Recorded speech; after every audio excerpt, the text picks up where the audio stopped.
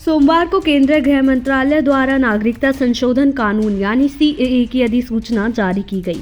CAA notification जारी होने के बाद विपक्ष ने केंद्र सरकार की कड़ी आलोचना करते हुए इस पर सवाल भी उठाए।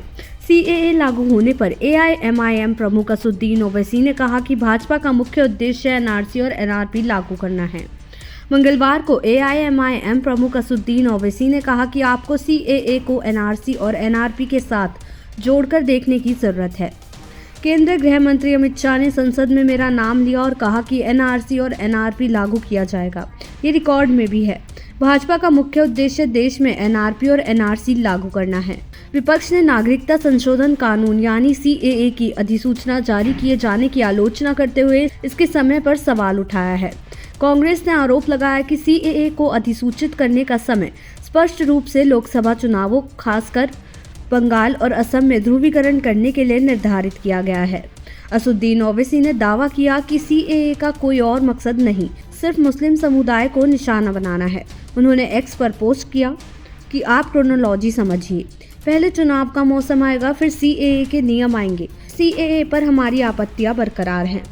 भाजपा ने पलटवार करते हुए कहा कि इस कदम से मोदी सरकार की एक और गारंटी पूरी हुई है। कांग्रेस महासचिव जयराम रमेश ने आरोप लगाया कि चुनावी बांड मुद्दे पर सुप्रीम कोर्ट की सख्ती के बाद ये घोषणा सुर्खियां बटोरने का एक और प्रयास है। रमेश ने कहा कि दिसंबर 2019 में संसद द्वारा पारित कानून को अधिसूचित करने में मोदी सरकार को 4 साल और 3 महीने लग गए। रक्षा मंत्री राजनाथ सिंह ने कहा कि प्रधानमंत्री मोदी जो भी वादा करते हैं सरकार उसे पूरा करती है। भाजपा के मुख्य प्रवक्ता अनिल बलूनी ने कहा कि सरकार ने अपनी गारंटी पूरी की है। उन्होंने ऐतिहासिक फैसले के लिए मोदी और शाह की सराहना की।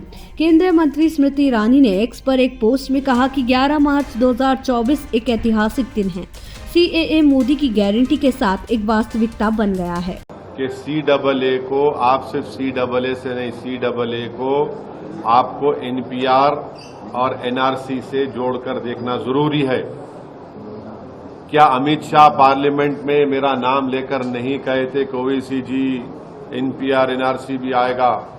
क्या अमित शाह कई टीवी इंटरव्यूज में नहीं कहा था कि एनपीआर एनआरसी आएगा जब सीएबी था? बाद में सीएए वो एक्ट हो गया, वो जब सीएबी बिल था, जब उनका ऑन रिकॉर्ड इंटरव्यू है, पार्लियामेंट में उन्होंने कहा है। तो ये सब एक धुआं है और ये कोशिश कर रहे हैं कि असल इनका मकसद क्या है कि देश में एनपीआर हो, एनआरसी हो। अब मिसाल के तौर पर आसाम में जो एनआरसी हुआ सुप्रीम कोर्ट मॉनिटर्ड, 1600 करोड़ रुपये उस पर खर्चा किए गए, 50,000 गवर्नमेंट एम्प्लॉयज ने काम किया और 19 लाख लोगों को कहा गया कि भारत के शहरी नहीं है, नागरिक नहीं है।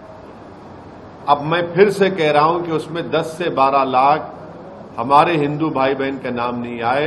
वहां के मुख्यमंत्री ये कह चुके हैं कि उन 10-12 लाख हिंदू भाइयों बहनों को बगैर डॉक्यूमेंट के सीएए के तहत उनको सिटीजनशिप मिल जाएगी। अब जो 1 से 1.5 लाख जिन मुसलमानों के जहां नाम नहीं आए, वो तो एक्ट में नहीं आएंगे, सीएए में, उनको तो फॉरेनर्स ट्रिब्यूनल जाना पड़ेगा। ये कौन सा इंसाफ है? देश दुनिया की ऐसी ही तमाम खबरों के लिए देखते रहें सहारा समय का डिजिटल प्लेटफॉर्म समय डिजिटल।